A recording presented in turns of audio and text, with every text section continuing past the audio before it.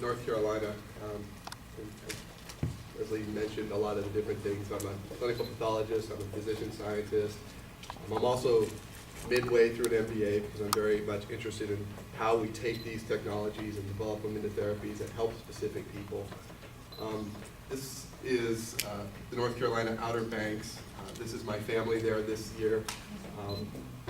My wife is a pediatric intensivist, and I wanted to let you know that not only do I have a family and a 13 and a 5-year-old, my wife is really the person who inspired me to pursue looking at inflammatory heart diseases. She's a pediatric intensivist, and so she actually sees kids, and she's a heart specialist. She sees how these diseases affect children, and it was something during our training that really touched me so much that I really wanted to devote my life to making those changes. I'm going to talk about 3 challenges that we're facing, and I know that we've talked a lot about the difficulties with the medical system, the difficulties with the diagnosis, but I do think there's a lot of reasons to be very positive about what is going on. There's a cultural change happening in healthcare. I know nobody likes it, and I know it's very controversial politically, but healthcare reform, in my opinion, is going to make the way that we look at patients instead of procedures the most important thing. And if we were looking at patients the whole time, myocarditis is one of the things that will be on our radar because it is rare, because it does such damage to people. But the challenge really is that when physicians, specialists, generalists, and it's usually the generalists that are seeing patients with myocarditis, this is what the patient population looks like. They're seeing an end phenotype. They're seeing the heart being very sick, and as people have mentioned, this can be caused by a number of different diseases, and those diseases change by where you are in the world, probably where you are in the United States. And these are things that have very complicated names, but when we talk about adenovirus, we're talking about the common cold. So curing the common cold isn't anything that we're going to do, and we know we're going to continue to get it, but it's one of the things that causes myocarditis. And then there's a whole host of reasons that people have myocarditis that aren't related to viral infections. So that's just kind of really reiterating what people have said. When we look at the typical progression of myocarditis, it looks very linear. So this is what physicians are taught in books. So this starts as an infection that the body then responds to, that then attacks the heart, for example, and causes the inflammation and the damage. But in reality, when you see patients, that isn't anything like that. In fact, that linear progression is really the worst case scenario. It can resolve, it can reoccur, it can go directly to heart failure. And really the key that we need to know is we need to identify these patients that are going to go to heart failure and require transplant and are going to really need the intensive medical care in order to save them early.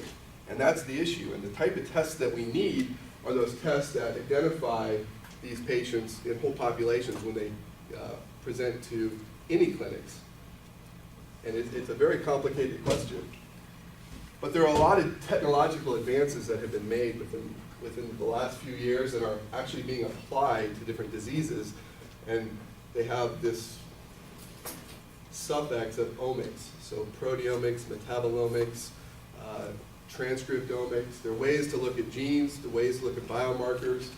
When you talk about the different tests that you have that you can look for in the blood, we have tests for hundreds of things in the blood, but they've actually found that there are thousands of different things in the blood, and that signatures of these different proteins in the blood can actually indicate different diseases.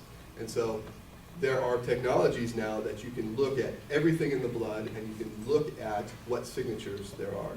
The challenge is finding the patients, and this is a less common disease, to look at to compare the patients that are going to get sick to the signatures that they're going to have in these diseases.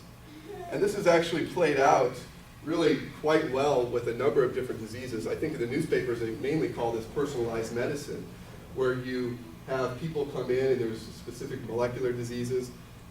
Doing DNA sequencing is becoming cheaper and easier.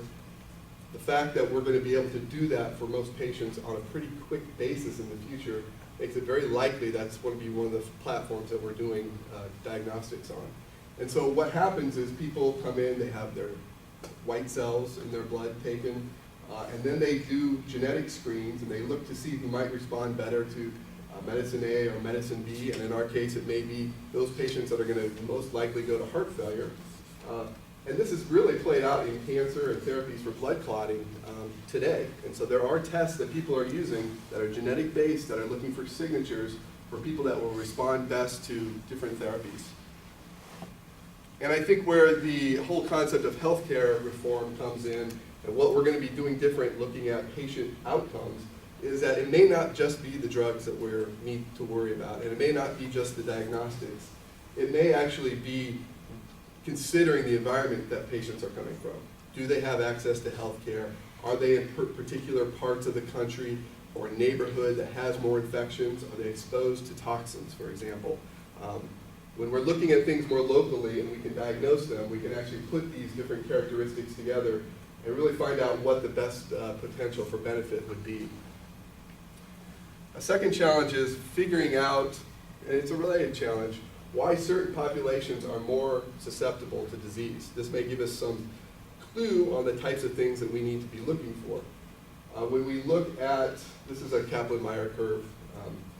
This is 100% of patients, and this is over time, the percentage of patients that actually, in this case, it's actually cut off, but these are patients that, this is survival until transplant. And so you can see if you look at myocarditis patients in general, about 10% of them over time will require transplants. So it's a certain subpopulation. But if you look at their heart function when they come into the hospital, the worse the heart function is, the more likely they're going to need a transplant. And so this is a New York Heart Association scoring system where 4 is worst cardiac function.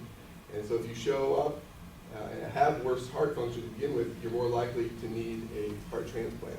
So there's some susceptibility that's given if your heart responds negatively to begin with. There's also different racial populations that are affected. When you look at African American patients versus non-African American patients, and this is transplant-free survival, again, this is 100% over 4 years. When you look at African American patients over time, they're much more likely to need a transplant than non-African Americans. And they're much more likely to need hospitalization. So this is the hospitalization free from heart failure hospitalization. African Americans are much more likely to need hospitalization because of heart failure compared to the rest of the population. So there may be, one other thing I want to point out here, women also seem to be less susceptible to this disease. And this has been mentioned, I think, just on passing. These are odds ratios, and an odds ratio of 1 means that you have the same likelihood of getting it as the general population. When you look at females, it's less than 1. So you're actually less likely to need a transplant, and you're less likely to require heart failure hospitalization versus men. So women seem to have some protective benefits. And so really the key is to figure out why some groups are at worse risk for heart failure. And this may give us some insights on how to treat and identify patients that are going to progress to heart failure. So it may be that genetics plays a role. Your immune system is more susceptible to these different infections and you respond differently. It may be the environment, including the availability of health care. And it may be exposures, as we've talked about, to infectious diseases, toxins, or different drugs. The last challenge that I want to talk about, and we've talked about, this has been mentioned, the symptoms are very vague, and really I just wanted to put a face on this. And one of the common causes, particularly in Europe, that's emerging as a reason that people get myocarditis is parvovirus B19. It's also called Fist disease. It's also something that nearly every kid in the United States will get. This is also called slap cheek disease. It's the 5th disease because it was the 5th cause of red eye in kids. But most patients, 20% of them, aren't patients. They actually are completely asymptomatic. So you get this and you get rid of it very quickly and you don't even notice it. If you do get this disease, it's a very mild rash on the hands, on the cheeks. But there are several different diseases that actually are pretty severe that are sequelae to this. One of them is aplastic crisis, which we see fairly frequently. There is intrauterine congenital diseases, so it can cause birth defects, and then myocarditis. So there are actually a number of very serious diseases that are caused by this emerging reason to have viral myocarditis. And one of the things that has been shown is that you can look at viral loads in patients and actually determine which patients are more likely to have acute myocarditis versus other diseases. The problem here is with most tests, it requires, there's overlap, so normal and non-normal patients all are infected. So you're really just looking at the amount of infection, but you also require biopsies, and this is a very risky proposition. And so if we can actually do something like this in a blood test, which is done frequently for other diseases, that certainly would be very helpful. And so I'm just going to finish up with kind of 3 different take-home messages, and we've talked about a couple of these. One is that I think education is key to this, and it's education of physicians. And to be fair, as a physician, no one goes into medicine because they want to hurt patients. And I don't know anybody personally that goes into medicine that doesn't want to help everybody that they can. It's just very unfortunate that this, as well as many other things in the medical environment, prevent us from doing the things that we need to be doing. And this is really one of those right things that we need to be taking care of and be educated on. There are some imaging techniques that have been developed to identify myocarditis in some patients, but they still are not very specific or sensitive. But again, unless we have physicians thinking about these diseases, we aren't going to get to the point where we're ordering these tests. I think one of the most promising areas are these biomarker signatures, so we can actually start looking at the diagnosis of patients with myocarditis, as well as linking it up with how those patients will do when you treat them with different things and what their prognosis is. That is, who's most likely to go to heart failure and who we need to treat more aggressively.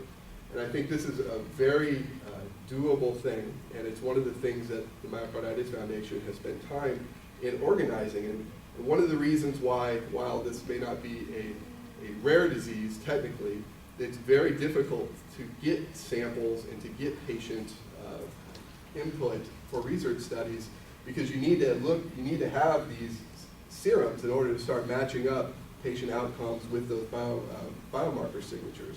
And so that's one of the things that the Myocarditis Foundation has been organizing, and it's just critical that we have these resources for researchers to be able to start doing these types of studies. And that's really all that I had, and I know we're running low on time, but I'm happy to answer questions afterwards if that would be best. Is it okay if we let you ask Dr. Wills his questions over lunch? Is that okay? And thank you very much.